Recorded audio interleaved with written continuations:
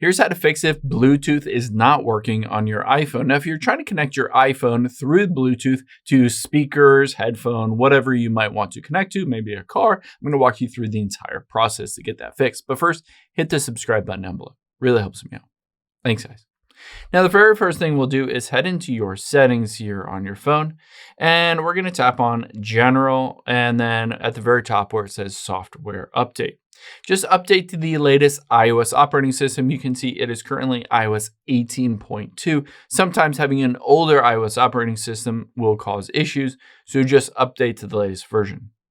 The next thing we'll do is go back out of here, and we're going to tap on Bluetooth. The very first thing we'll do is find some specific Bluetooth device that you're having trouble connecting to. If you previously connected to it, you can just tap the little I right next to it, and you're going to hit forget this device. So just go through this process of forgetting these devices. And now after you've done that, we're going to completely turn off your Bluetooth and turn it back on. So toggle off Bluetooth here.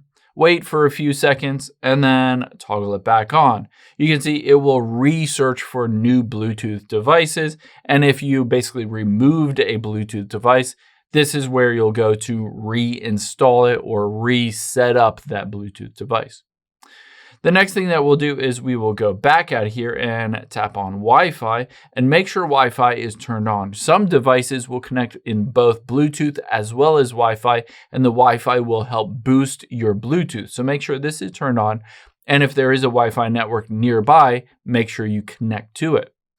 The last thing that we'll do is go back here and we will tap on General and then scroll to the very bottom. The very bottom, we're going to hit Transfer or Reset iPhone. And then on here, we'll hit on Reset and then Reset Network Settings. This will reset all your settings, including all of the Bluetooth settings, and essentially set them back to factory defaults, fixing a lot of times any issues you might have with those.